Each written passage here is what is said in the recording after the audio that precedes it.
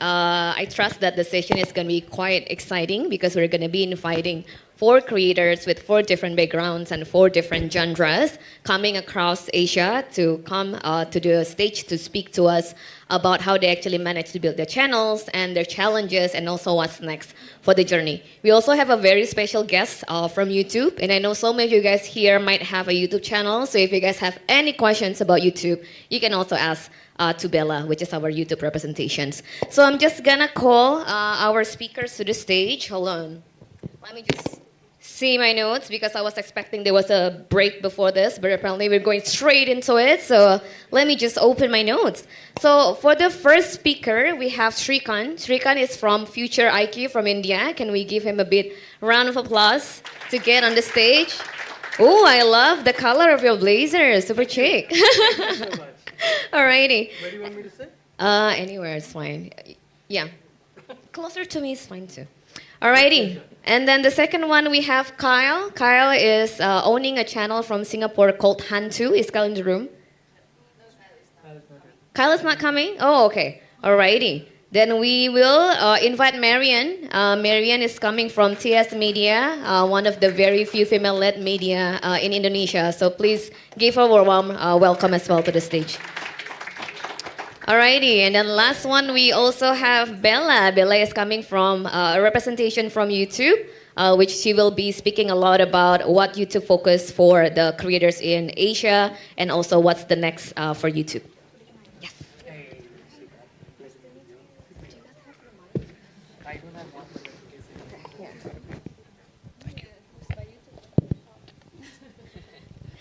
All right, so we're gonna just dive into it. So I think the session is gonna be quite exciting. So if you guys want to actually ask questions in the middle of the conversation, feel free to raise your hand as well. We're just gonna make the session much more engaging. All right, Srikan. Srikan is from Future IQ, right, in India. Yep. I've taken a bit of a look of your channels. I really love what you do.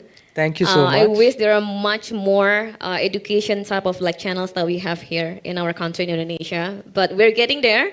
But I really love what Srikan do for India. One of the video that caught my eyes particularly was there's this video called whether money can really brought you happiness or something like that, right? Yeah. So I really love how you actually brought up a very basic day-to-day topic that is relatable to all of us, but then your approach is very interesting because you approach it from like a research point of view and talk about it from like scientific point of view. So I would love for you to maybe tell a bit more to the audience, what was the inspiration behind your channels? How do you get the ideas of like creating a very basic topic into something that is very compelling? Oh, wow. Okay. This is going to be a long story. First of all, thank you for having me, and thanks to Radio Days Asia for this opportunity. It's a pleasure and it's an honor to be here. So the story of Future IQ actually started a little bit after COVID struck. One of my friends, my co-host, Naveen Kabra, who's not here today, but he is a brilliant polymath and a polyglot. He reads a lot. He's very aware of a lot of things. So it's always a pleasure to have conversations with him on any and every topic under the sun. The beauty of those conversations is Naveen always has a scientific explanation for even the most mundane behaviors that humans usually do. Like, for example, the episode you're talking about, the science of happiness, why money doesn't buy you happiness. Naveen actually had research proving why there is a certain amount that can get you happiness, but beyond that, it is diminishing returns. So these concepts, which are actually quite scientific, probably academic even, Naveen manages to bring them into day-to-day conversation levels. So we had always been talking about, starting something. Initially, we thought we would start an audio podcast. But then with COVID, what we realized is a lot of the consumption in India has actually skipped audio and moved to YouTube. Because a lot of people were consuming YouTube not just as a series of videos, but very close to an OTT platform like Netflix, where they would just open YouTube and try and figure out what they want to watch. And most of the time, they would let YouTube decide. I'll come to that in a little bit later, where I honestly believe that subscribers on YouTube no longer matter. I have a few thoughts on that. But essentially, that is one of the reasons why we decided to also skip the audio medium. which was painful for me because I come from a long history of radio. I started working in Indian radio in 2007. I have worked till about 2018. And then I stepped out for, trying out different experiments. I did a lot of independent audio. And then I eventually realized that if I wanted to reach the masses, the Indian masses, I had to go to YouTube. And YouTube as a platform is huge in India. In fact, there are not many surveys that happen in India, audience surveys, but if someone were to conduct an audience survey in India, and I invite one of the many people here to actually try and do that, they will realize that YouTube has immense distribution in India. So we decided to go with YouTube. Now the only thing left was the format, and one of the formats that works really well in India is that of a learner and an educator, but we wanted to reach the masses, so we decided to make that slightly entertaining, which meant that I had to take the role of a slightly dumber guy who asks very simple, very straightforward questions, the kind of questions that the audience would likely have, and Naveen would be the expert explaining those things. So that gives him that authority to make the statements that he can, and those statements, all of them, we made sure that all of them are backed by fact and science and research. Everything that we put out there always has a corresponding proof, evidence, research in the description, and also sometimes during the episode itself, as you may have seen, where we, for example, in that episode, I believe Naveen listed out some 75 activities that bring different levels of happiness to people. So yeah, that's essentially the story of Future IQ. I'm sorry I took a long, winded route to come to this point, but... No, that's amazing because the particular content caught my eyes. I'm like, does money really buy you happiness? But I really love like the approach, like using different research, and you even like, there was an old research that you say is no longer applicable, and there's like a new research on it. So it's very interesting. I really recommend you guys to subscribe to Future IQ India channels if you haven't done so. Do we have that on video? Can I use that soundbite for my channel? Of course you can. I can record it for you specifically. Lovely. Alrighty. And I think what's really interesting about your channel, Shrikant, I used to work for YouTube, by the way, as well. So Bella here is also my counterpart back then at YouTube. Can I book a time outside of this panel because I need to have a long conversation with both of you? Alrighty. Cool. We can definitely do that. So one thing that was very challenging for YouTube, I think creators always chase for the numbers of subscribers, right? Because the bigger the subscribers you have, the numbers of view will follow, typically follow. But right now we see your channels actually have the opposite. The subscribers actually is growing, right? It's about 58,000. Yeah, close to 60,000. Close to 60,000. But the numbers of view is so high, which is basically what we typically see is that plenty of like YouTube channels right now have many subscribers, have millions of subscribers, but the numbers of views cannot match up to the numbers of subscribers. But yours are very different, which shows the quality of the content that you're creating. So I'm just wondering, like, how did you do that? Like, is there any specific tips that you can share to the room? Do you look at YouTube analytics day by day, really dissected the data? How do you guys do that? All right. So I don't know if you guys have heard of this thing called the power law. Or basically what it says is that a majority of your output comes from a very small part of your input, and a small part of your output comes from a majority of your input. So with our YouTube, it's the same. A majority of our subscribers are essentially from two videos, one long form and one short, and the rest of it is kind of a long tail. But what we always ensure is not the number of subscribers. We don't optimize in terms of the number of subscribers because I honestly believe that people let the YouTube recommendation engine choose for them. And YouTube has also realized this. So YouTube tries and figures out what your audience should be. And what it does is it takes your video and then tries to show it to that audience. So we don't worry about the number of subscribers as much as how much the audience is watching our video, every single video. And we try and optimize for something called the average view duration and the retention. I have some stats. I'm not sure if I have the time to put it up on the screen because we are already a little late, but I can share those stats with you later. It's a presentation. It's a simple presentation. But essentially what we do is we try and construct our content to make sure that people watch at least, at least 6 to 8 minutes out of our typical 20-minute episode. If you can get 30% of retention time on your video, then YouTube knows that there are people who are interested in the content of the video, and please correct me if I'm wrong, and then YouTube will try and show it to similar people who have watched, who have a similar watch history to the person who just watched. So suppose I just watched, say, 10 minutes of the 20-minute video, and typically what we've observed is we have a completion rate of about 30 to 35% on average, which means any person starting, 30 to 35% of our audience completes the video, and it's a very slow decline. It's not spiky. So when we look at each video stats, we try and figure out what worked in terms of the retention graph. That retention graph on YouTube Analytics is one of the most important pieces of data that you'll ever lay your eyes on. I have not seen another platform give as much in-depth analytics as YouTube does, and I'm really thankful. I'm not trying to butter her up. Okay, maybe I am. But You don't have to. listen, I want that appointment outside of this panel, so I have to butter her up. But no, genuinely, that retention graph tells you so much about your audience. Yeah. When you combine the retention graph with the subscriber, non-subscriber numbers, and now YouTube has recently come out with regular viewers, casual viewers, and new viewers. So new, casual, and regular viewers, there are 3 categories. When you combine all of those, you start forming a picture of who your audience is. And in our case, we realize that our shorts and our long have 2 completely different audiences.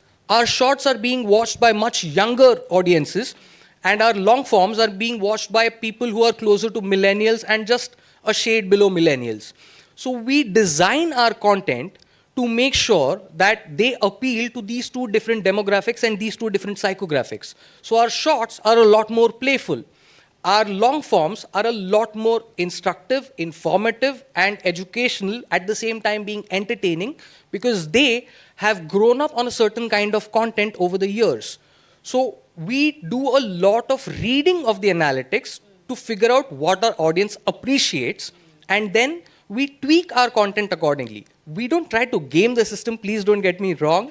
What we try to do is we try to make sure that our audience enjoys our content, because our intent, and I'll come to this probably a little bit later, our intent is not necessarily monetizing that content. Our intent is knowledge dissemination, and our intent is building a community that is better informed than they currently are. I believe Fifi, or I'm not sure who spoke about it, but somebody spoke about media trust and loss of trust in media, which has been increasing since COVID. And in the current situation, that trust is slowly eroding. And I'm thinking, if trust in media is being eroded, this is our chance as independent creators to shine and take some of that trust for ourselves and show people that there is still media that can be trusted. I'll speak more about that a little bit later, but please. Yeah, no, I really love what you shared about YouTube Analytics. I think not a lot of creators actually know how to read the data on YouTube, so it's very, very crucial and very important. Marianne, do you also do this for TS Media? Do you also like religiously look at YouTube data analytics to see how you can further grow your channels? I think I support to what he just said. Yeah. Luckily, Bella here is our partner manager. So we have, I think our team have regular meetings with Bella. So she does give us insights on what we can improve, what's missing, how has our audience shifted, what is the most popular videos or topics that our audience wants to see. So yeah, I mean, we love YouTube. It's actually our first home when we first started TS Media. So we're very loyal to that. And I think being close to YouTube office in Jakarta and having good relationship with you guys as well, I think it really helps us maximizing what's the tools being offered at YouTube. Yeah. All right, so let's jump to Marianne a bit. Shrikant, I'll get back to you in a bit. No worries. So Marianne, I really love what you do. It's something that, so I also co-founding a platform in Indonesia called Noise. We also create our own IP on podcast, audio series, and audiobook. And I think what TS Media does in this country, in specific to creating more and more content that speaks volume to female audience, is super inspiring, because A lot of the time, I think when it comes to talking about podcast trend in Asia, specifically in Indonesia, it's perceived as a very male-dominated world, right? There's basically a term that podcast is basically a boys' club here in Indonesia, just because there's a lot of like content creators who are male that kind of started this podcast trends, especially on YouTube, that works really well and becomes really big. So it becomes this like, you know, like a specific club with like comedy that is very male-driven type of like conversation. But I really love what Marian does. It's kind of like break through that and provides a lot of content that speaks to us female. So I would really love for you to kind of tell a bit of a story behind it. How did you guys started the channels and how is it going for you guys so far? Okay, so I guess we're considered a newcomer. This is our 5th year operating in Indonesia. I guess initially it was only a passion project between myself and my partner Luna. So my partner happens to be probably one of the biggest celebrities in the country. I'm just the person behind the business. But I think we have a lot of advantages starting this as a passion because we didn't really care about money, we didn't really care about revenue, we wanted to be storytellers, right? We wanted to be storytellers, and at the time our passion was traveling, so we started doing a travel program with no team involved. So it was just us vlogging, you know, like any travel vlogger. This started maybe late 2019. So we started uploading content, you know, not expecting people would see it, but hopefully with Luna's, you know, fame, it could ride on it. So we started a new channel called Travel Seekers. It was not TS Media at the time. And then, actually had a different full-time job at the time. I ran a tech company that has a lot of partners in FMCG, banking, etc. So I told Luna, you know what, I have this banking partner, why don't we get them to sponsor us, right? So we did. So my background, Bella also knows, I'm a travel hacker. So I like to travel hack my way. I collect points and miles so I can travel for free. So we started out the travel program because we wanted to share about our travel hacking way. So I thought, what would be a better partner than a bank, right? So we started promoting this bank credit card on how you can collect points and miles so that the next travel in business class or first class could be free. Yeah. So we had our first sponsor. We were sent to Europe, to Turkey. We worked with travel agencies. And this was early 2020. And then the moment then we went to Turkey. By the way, Indonesia is probably one of the countries that was quite late in knowing that there's a pandemic happen. So we were in Turkey. Imagine the airport was empty, right? We went to Cappadocia, no one was there. We were so confused. What's happening? Is it not travel season, right? And then we started seeing the news. Oh, it's pandemic. Luckily, we managed to go home, fly back. The following week, it was lockdown. So we're like, oh my God, we just got one sponsor. How are we going to do this? So actually, pandemic was a blessing for us. I know it was not a blessing for a lot of people. It was a blessing for us because people were home. People were watching things on YouTube, on social media. So Luna and myself, we are the two people who cannot stay still. So we followed the rules for lockdown only for 1 month. And then we started sneaking out and then going to each other's houses. And we're like, we're not doing anything. Yeah, I can't go to work. And then she can't film any commercials or movies. I said, okay, why don't we do a travel program locally, right? So at the time, I think the rules was kind of quite lenient. So we can go to Sentul, anything that's outdoors. So we started making content, just doing things that are easy outside home. And our traffic, I think we had like 10,000 subscribers in a month and went on to like 100,000 in a month. Because people like to go traveling online. Yeah. No, I want to see the nature while we're all stuck at, because not everybody had the courage to go outside. I think we were the only two people who wanted to do it. We took the risk, right? Knowing the risk, we took it.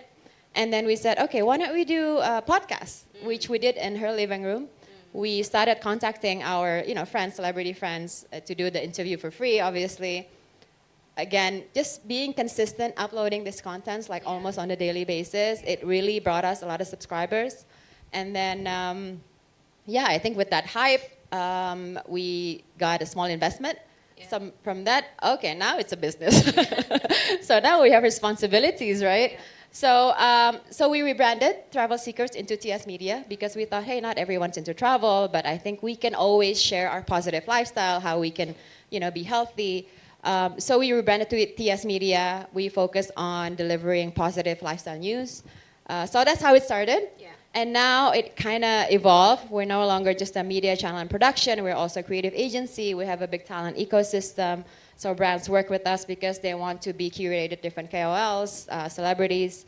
We create experiences for clients, corporate partners, and we also, I think one of the biggest things we're working on right now is building building communities across Indonesia, because I think the power is there, meeting the people directly. So yeah, so that's how we're surviving. I think we're just evolving. We're listening to what the audience wants to hear, and we're also listening to the brand partners on how they want to communicate with the audience.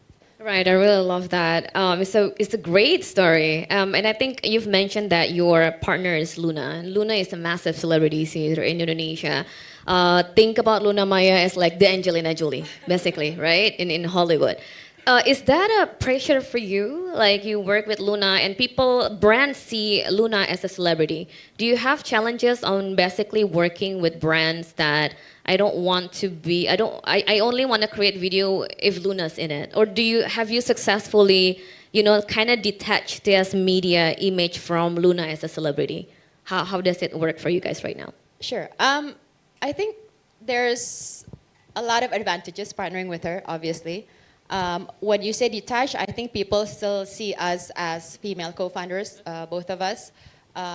Not every brand needs to have Luna in it, because I think they want to be associated with different types of brand messaging. Yeah. Of course, there are brands who request, but it's not always like that, because we do have a variety of programs that is not only focused on the programs that we host. We have other programs that has Gen Z hosting, someone who's a sportscaster. So it really depends on what the brand messaging is.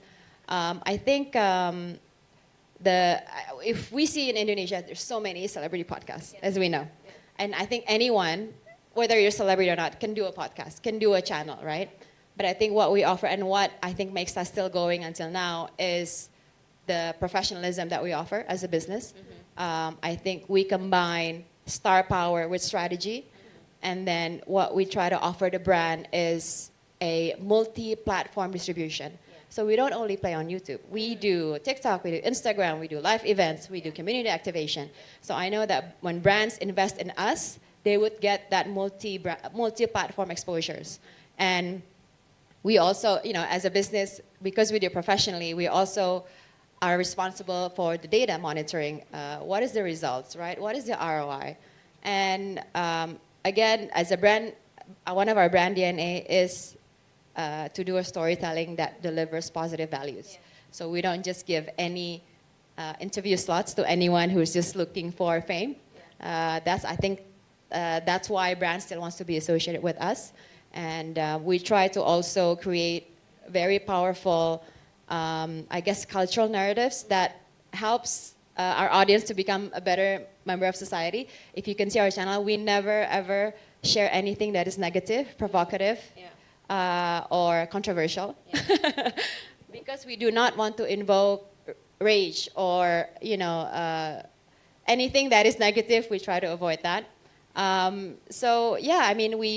champion sustainability. We try to help all the Gen Z and millennial because they're our voice, right? So we turn meaningful celebrity conversations and stories into movements, I guess. Yeah. Yeah, that's why I'm such a big fan of TS Media. Can we please get a round of applause for Marianne? All right, so talking about YouTube, we've been talking a lot about YouTube, and I think when it comes to podcasts, it's funny because when I first joined the YouTube team, the positioning that we have at the time was basically YouTube has become the second largest search engine aside from Google. But nowadays, when it comes to podcast industry and podcast world, just because there's plenty of creators started their very first podcast channels on YouTube, YouTube is also known as the largest podcast platform. Whereas if we talk about podcast as the origin of podcast is basically audio. But with a platform like YouTube and like TikTok and Instagram, it has turned the trends into a video podcast. So Bella, can you tell us a little bit more about that? How YouTube see these trends and what do you guys do to support podcasters on your platform? Once again, thank you so much for being here. These two creators are the most inspirational creators in the region, so I'm very happy to hear the stories directly. For YouTube, we are seeing, based on the Edison research that we hear in the US and certain markets as well, YouTube has become the #1 go-to platform to listen to podcasts, just because we have a video as well. And the trend is going there, specifically for Indonesia. If you're saying, we have two kind of milestones that we reach. The first one is when big podcasters, male podcasters, talking about politics, called Deddy Kobuzier, or Close the Door, starting to create a channel, talk about the latest political news. Podcast is introduced to the market as a talk show. So a lot of Indonesian knows podcasts, not as audio podcasts, but they know podcasts as a talk show. So that's the first milestone where the podcast industry starts to flourishing in Indonesia. The second milestones that I'm personally seeing is actually when one of the panelists here, one of the speakers here, Mbak Cica from Tempo.co, from Tempo itself, when they launch a very candid, investigative journalism turns into quote-unquote talk show to talk about their love for the nation, their concerns to the country, and it becomes a big thing in Indonesia. We see a second wave of podcasts flourishing as well, but pivoting to another certain style in terms of the content format. So between that, another milestones that we are seeing is also a lot more people are comfortable creating channels to storytell, from the travel storytelling, like what TS Media started to do, and we are seeing also some podcasts talking about horror movies, horror stories, or we call it true crimes as well in the podcast industry. They are, as a creator, we are seeing them very successful in building their brands, their IPs, starting with YouTube as their foundation, and they go beyond the platform, and we are so happy to see it. And also, worth to mention, creators like TS Media, channels like TS Media, also successfully growing their IP content, not only in platform like YouTube or other platform, but also like beyond, like in offline event as well. So we are very happy to see the evolution of the creators, and what we can support. Basically, we try to support it not from the product itself, from like all the features that we are rolling out for the past years, especially on discoverability. Nowadays, it's easier to find podcast channels or created videos in YouTube. In the YouTube home, you can click on the tab podcast, and the YouTube recommendation will recommend you all the podcasts that you might be interested in. That's the discoverability part. The other part is also we are rolling out a lot of workshops, self-help pages, videos to educate our users on how to read the analytics, the data, what are the algorithm is trying to seek from the viewers, so the creators can see and then use the data on how to plan the next content. Beyond that, podcast features will always be developed. We can say that. Not only that, also like a lot of like alternative monetization will also be deployed throughout the years. But the most important thing is we, as YouTube, as a platform, we always try to listen to the viewers, the creators, on what are the features that they use, what are the features they need, not just to improve their presence digitally in YouTube, but also on how to sustain the business in terms of revenue as well, inside the platform and also outside the platform. Yeah, so let's talk about that last bit of your sentence, Bella, revenue.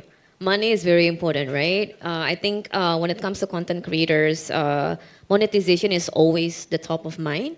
Obviously, AdSense is by default. Every single YouTube content creators who uploaded their channels on YouTube will rely on AdSense lots of the time until they're big enough to get the brand advertiser sponsorship coming in. From YouTube, are there any other features? Are there any plans in the roadmap to unlock more features for monetization for creators? Monetization is definitely on top of everyone's head, especially for our creators. In the creators economy, like from the YouTube launch in the beginning, like way years ago, everything has been evolving, especially on the creators economy. But from the YouTube partnership side, what we are seeing, the number one biggest support in terms of monetization is actually what we call it alternative monetization, called channel membership, where the creators are able not only creating exclusive content to their creators, but also deepening their relationship with their viewers. And also they are able to predict as well how much they can earn the next month, and they can invest it back to the future content planning. So that's the first, the channel membership. YouTube has three sources of revenues, as everyone may be familiar with. One is the ad base, which CPM might be like according to the market rate, according to the industry, like how much they're gonna set. The second one is the subscriber base, where quite a lot of people are doing like channel membership or YouTube Premium, for example. And the last one is the alternative monetization from the super thanks, or maybe like Indonesian, more familiar with, we call it like sawer.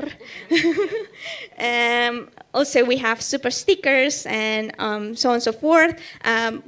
We are planning maybe to launch a few things more down the road, but once we are ready to share with everyone, we're gonna share it more broadly. All right. Curious to hear from TS and also from Future IQ. Have you guys leveraged the other features for monetization that YouTube has, like membership, and how does it work for you guys? Marianne, please. Absolutely. We use every single monetization and revenue source possible. We've started membership. I think we also utilize a lot on live streaming because that's when the audience can engage with you directly. A lot of interaction. They can send stickers. We use, what else? Membership. Yeah, I mean, AdSense, obviously. So again, luckily, maintain good relationship with YouTube, so you get all the tips. I intend to, absolutely. You get all the tips. So yeah, I think we've been trying to maximize what's available on YouTube, definitely. Yeah. Okay. Any specific strategy for your membership? Any special content that you only release on the membership Yes, for absolutely. members? So on special events, for example, like Luna just had a big wedding. It was probably one of our most viewed live stream. We had 1.2 million people watching in 1.5 hours. Wow. Live. So we released the live on tape, all the videos, first only membership only. And also some live streaming, we only allow it for memberships of the subscribers. So that helps us a lot. It's quite a hike on the membership. Yeah. And we also try to release some videos that we know would attract a lot of engagement. For example, that celebrity is currently in a lot of articles in the media. Then we would always have a pre-release only for subscribers. Okay. What about you, Shrikant? Any specific strategy? So I must give a shout out to my production partner, Video School, who basically helps us put together Future IQ in many different ways. One, they offer us production support, which is their studios, their editing base and whatnot. In fact, their editing team, as a matter of fact. And with them, we constantly strategize on various ways of monetizing. We have tried every single possible monetization option except memberships. But we haven't really gone deep into it because, like I said earlier, monetization isn't exactly our goal. But at the same time, we are keen to try out various features. As for memberships, I guess that is one place where the subscriber numbers will matter, because then those subscribers that get converted into members. And we are trying to build a community. We are somewhat of a way there, but we are not big enough to have like an appeal to get that many members. So we are trying to kind of balance the amount of effort required for the content that we will have to create for members. So we are waiting on it. We have put it on hold. It is on our mind. Eventually, when we get to a decentish number where we can serve those members, we will definitely create content that is member exclusive, purely because at the end of the day, we also need money to keep creating this content. So yes, monetization is important for us, but if it comes down to monetization versus building a community, I will always choose building the community in whatever way possible. Yeah. Any plan to live stream your wedding? If you can build me a time machine, yes. Okay. Second wedding. Second round. Well, Anniversary. if I have to renew my vows and YouTube promises to sponsor us for that live stream, I will definitely have a destination wedding and let YouTube take Awesome. all of the expense receipts Yes, and let me do it yes, with yes, pleasure. yes. Shout out to my wife. Hi. And kid. Hi.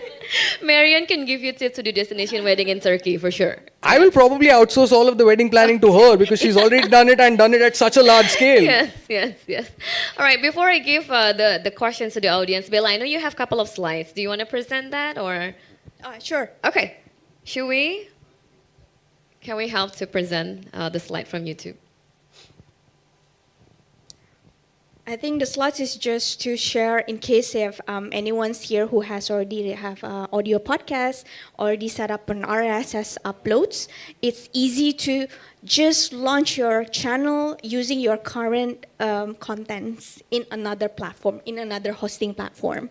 So the first one, it's easy. Number one is you can show creation for video creators just to launch a channel, upload your content, or if you have RSS uploads, you can just upload the RSS feed into your channel and it will be automatically uploaded as a VOD. It will take time, but as long as your content doesn't have any ads, it will be uploaded to your channel.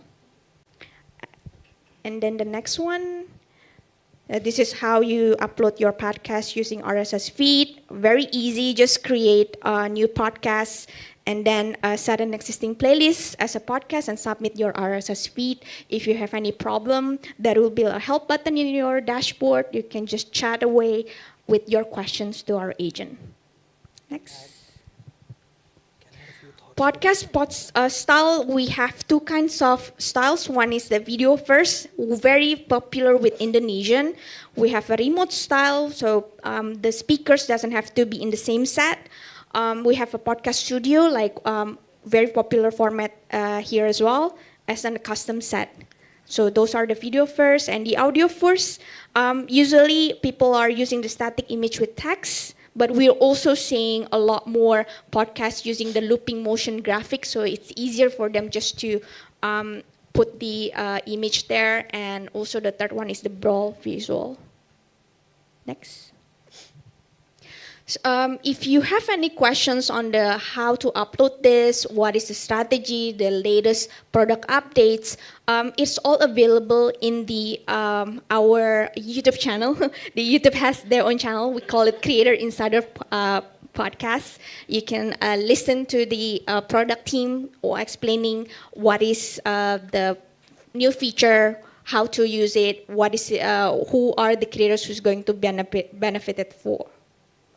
Next one, think the last one, we have a dedicated small website. We call it podcast.withyoutube.com. Everything is there. If you are registering on our mailing list, you will get the calendar invite for upcoming events. Usually it's an online event. They're going to talk about the content strategies, the latest case studies, or even some product launches from the product team. Yeah. So these are the example of the events, the online events that we just had 1 month ago. YouTube live stream for podcasters where they're going to talk everything, including to the technical details. So that's from the YouTube team. All right, so for the latest updates, subscribe to YouTube's YouTube channel. Yeah? Sort of. So we kind of like creators ourselves, I guess. All right. Srikan, you said you had a few thoughts on that. Yeah, first of all, podcast.withyoutube.com is one of the most excellent resources that you will find on YouTube. Please go and subscribe to their mailing list. They come up with some amazing information that informs you about YouTube best practices, and how to best leverage YouTube. The other thing is, I'm pretty sure a lot of people here over the last 2 days have been considering moving audio to video. The RSS upload example that Isabella shared is absolutely the way to do it. But one thing I would like to point out is that the audience that consumes your RSS audio and the audience that is going to consume your video is going to be very different. So you make sure that the metadata that goes with the RSS and the metadata that goes on YouTube are customized to those audiences. Now, in fact, a funny story, we actually work with Neil, who's sitting here, on helping him do exactly that. Hi, Neil. Thank you so much. And we met Neil here at Radio Days Asia in Kuala Lumpur last year. So he'll probably be able to give you a better idea of what that involves and how much that helps. But the idea being, always customize any content that you put to the platform and the audience that consumes it on that platform. So make sure that if you are planning to transition from audio to YouTube, which I absolutely recommend that you do, to make sure to customize your content, your metadata, all of your information to that platform. Bella, I think you need to sign Srikan as a YouTube ambassador. I know, right? But I promised everyone. I didn't brief him before. No, she didn't brief me, but like I said, see, YouTube has been a godsend for independent media creators. And again, I'm not trying to butter her up, but genuinely, it's a platform that reaches various parts of India. And India is a huge country.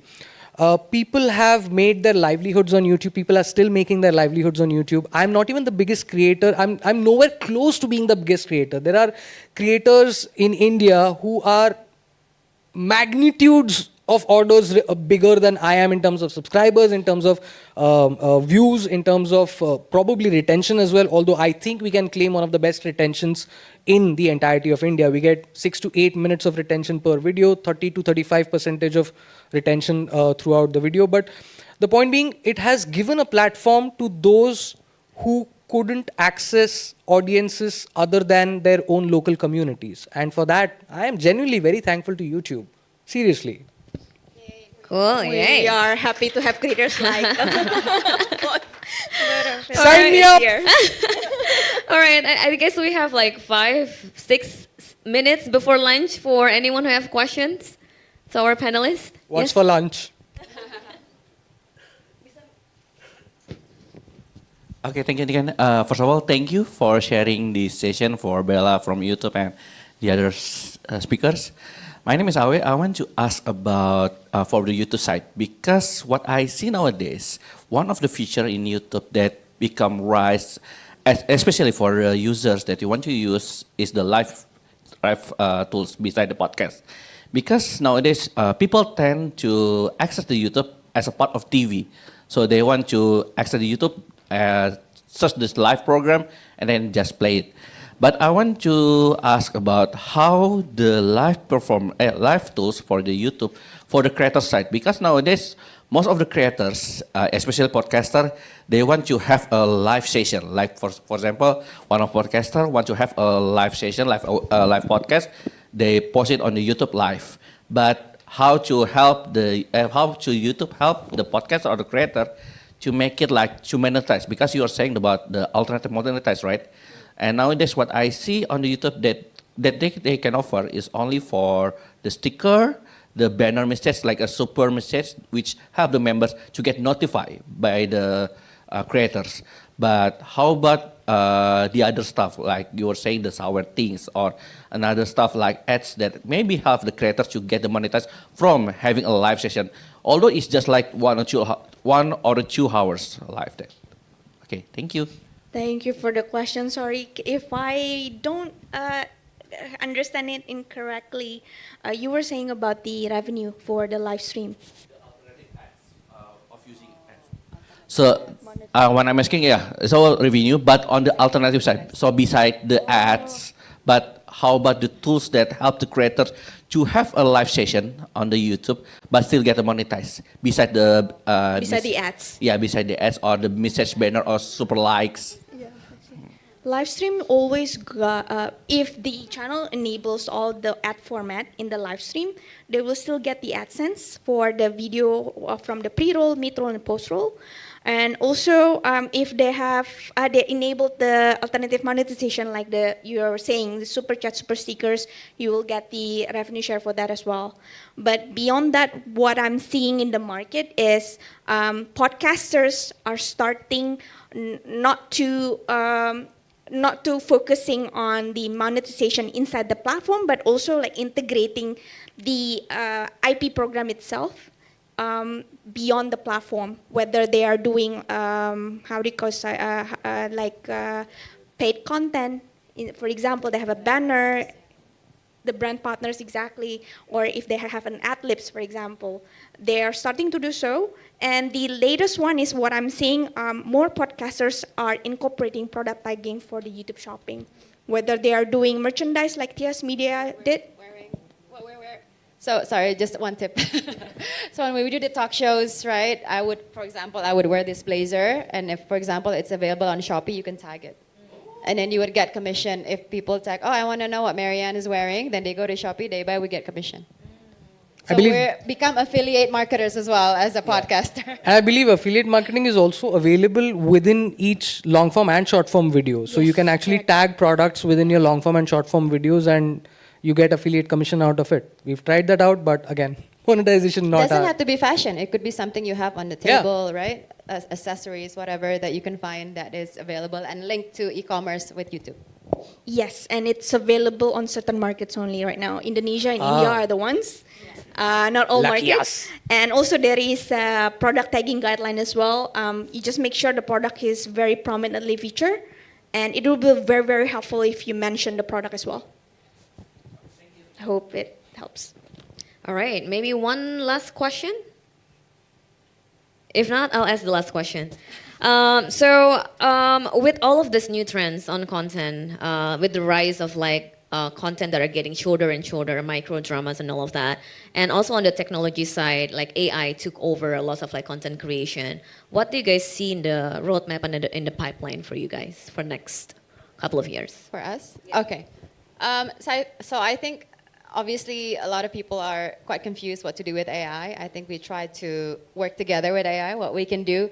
I think our team has used AI more to create a much more efficient business process. So for example, in editing, in, I guess more of the pre-production and the post-production. But we've actually also tried to create a talent that is made out of AI, and it's actually quite real. That's awesome. So it's like human avatar? Human, yeah. You can tell it's like a real human. So we created an Instagram account for this talent. But I think Indonesia is not ready for it because they still want to see something that is real and relatable. We are trying, so I think with the nature of our business, it's very dynamic, very fast movement, and we gotta try and always adapt to what's happening. So we try to be still more. We try to be still authentic and then still, I think, genuine in a lot of messages. But I think AI should be our friend, and whenever we can use it, then we'll use it. I think what we need right now is more education on how we can use AI wisely, which I'm sure you can find it somewhere in YouTube channels. But I think that's our take. But at the moment, we're still using real things. We try and play a little bit, but I don't think our audience is ready yet. Okay. Yeah. What about you, Srikanth? So there are two parts to your question. One, you spoke about the audience moving to shorter and shorter form content, and the second about AI. I'll answer the short form content first. We have noticed that as long as you create good content, there is always an audience for long form content. That is the reason why OTTs still do series. That is the reason why there are still, people will binge watch 8 hours of the latest season of The Bear. Yes. So there is definitely audience for long form content, and long form content is necessary to inform the audiences, to inform the community, and we will continue to do long form content. But short form content is a way to bring them into your channel, and that's how we are basically using short form content, because we need to build the next generation of our audience as well and make them aware of us. So our intent is to create short form content that makes them curious enough to come and watch our long form content. So that's our strategy, and probably it'll evolve with time. In terms of AI, I believe YouTube has released a strict guideline saying that they are not going to allow any AI generated content or pure AI content. So we are not looking to do that, but AI is a very helpful tool in the creator's toolkit in terms of enhancing your ideas, in terms of giving you new perspectives, in terms of giving you information that you previously did not know existed. Because AI is basically a corpus of all of the available human knowledge on earth. Why wouldn't I use that corpus? So I am definitely going to use that corpus. We do definitely use that corpus in our research, in our production.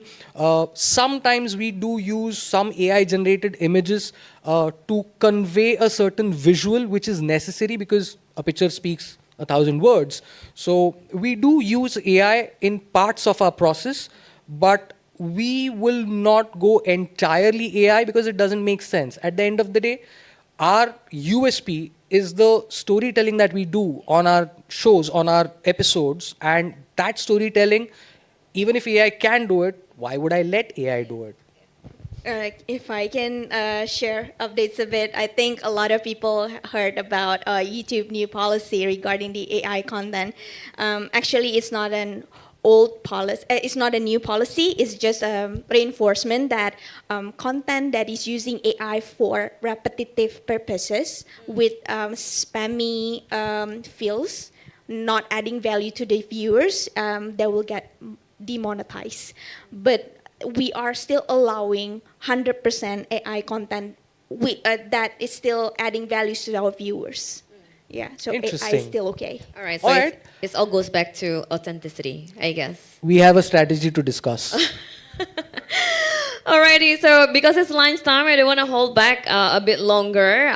Thank you for our panelists for the great discussion. Thank you everyone for sitting in. Please give a warm round of applause for everyone. And I'm pretty sure Marian, Bella, and Srikan will still be around during lunchtime. So if you guys want to pull them for a private conversation, feel free. Thank you all.